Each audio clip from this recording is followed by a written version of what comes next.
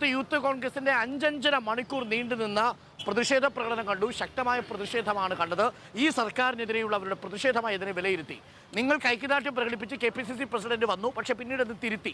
സർവകലാശാല സംഘപരിവാറുകാരിലും നല്ല മനുഷ്യരുണ്ട് എന്ന് KPCC പ്രസിഡന്റ് പറഞ്ഞു. അത് നിങ്ങൾക്കുള്ള ഒരു അഭിനന്ദനമാണ്, നിങ്ങൾക്കുള്ള പിന്തുണയാണെന്ന് ഞാൻ മനസ്സിലാക്കുന്നു. പക്ഷേ പിന്നീട് തിരുത്തി.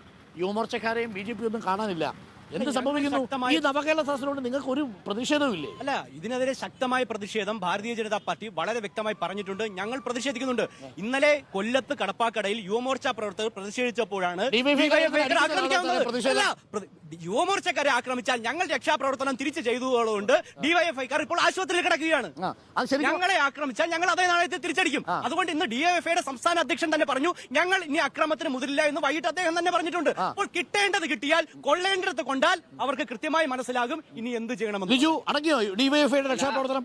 അല്ല, നിങ്ങൾ ചോദിച്ചല്ലോ ഇവിടെ പിന്നെ എന്തുകൊണ്ട് BJP സമരം നടത്തുന്നത്. അവർ BJP സമരം നടത്തേണ്ട കാര്യമില്ല. കാരണം നിലവിൽ K. സുധാകരനും VD സതീശനും ഒക്കെ നടത്തുന്ന സമരം ഇവർക്കൂടെ വേണ്ടിയാണ്. അത് എവരാണോ അത് BJP ആണോ നടത്തുന്നതെന്ന് മാത്രം നമുക്ക് മനസ്സിലാകും.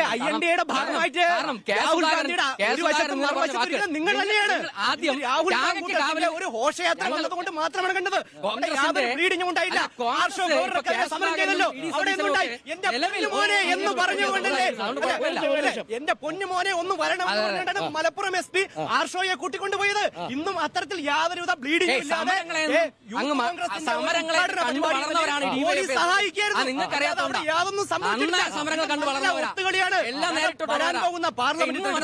രാഹുൽ ഗാന്ധിയുടെ ഇരുവശവും ഇരിക്കുന്നത് കോൺഗ്രസ് CPM സഖ്യം ചെയ്തുകൊണ്ടാണ്.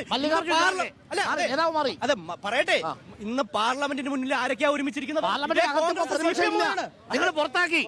പാർലമെന്റിനകത്ത് പ്രതിപക്ഷമാണല്ലോ. പാർലമെന്റാണ് നമുക്ക്. INDAയുടെ ബ്ലോക്കായിട്ട് ഒരുമിച്ചാണല്ലോ ഇരിക്കുന്നത്. 143 ലോക്സഭയിൽ നിന്നും രാജ്യസഭയിൽ നിന്നും നരേന്ദ്രമോദി സർക്കാർ പുറത്താക്കിയിരിക്കുന്നത്. എന്തിന്? പാർലമെന്റിന്റെ സ്വാഭാവികമായി സുരക്ഷ ലംഘിച്ചില്ലല്ലോ. സുരക്ഷ ലംഘിച്ചു വന്നവര് പ്രതാപ് സിൻഹ എന്ന BJP MPയുടെ പാസ് എടുത്ത് വന്നവരാണ് സുരക്ഷ ലംഘിച്ചത്. ആ സുരക്ഷ ലംഘിക്കുന്നതിനേക്കാൾ വലിയ കാര്യമില്ലല്ലോ. മാനദണ്ഡം വീഴ്ചയുണ്ടായി എന്ന് കേന്ദ്ര സർക്കാർ കൃത്യമായി പറഞ്ഞിട്ടുണ്ട്. പക്ഷേ ശിവൻകുട്ടി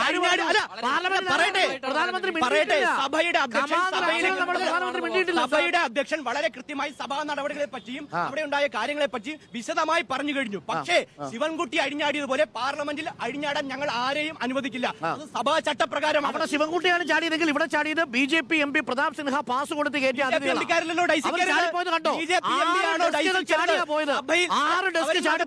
അവരകത്താണല്ലോ, അല്ല പുറത്തല്ലോ. എവിടെ? സന്ദർശക ഗാലറിയിൽ നിന്ന് ആർക്കെതിരെയും നടപടി ഉണ്ടാകും. നോക്കൂ വിഷ്ണു, ഈ സംഭവത്തിൽ ഇപ്പൊ വർക്കലയിൽ നിന്നുള്ള അല്ലെങ്കിൽ ആറ്റിങ്ങലിൽ നിന്നുള്ള MP ആണ് ഈ പറയുന്ന പാസ് കൊടുത്തതെന്നിരിക്കട്ടെ, നിങ്ങളുടെ പ്രതികരണം എങ്ങനെയായിരിക്കുമോ?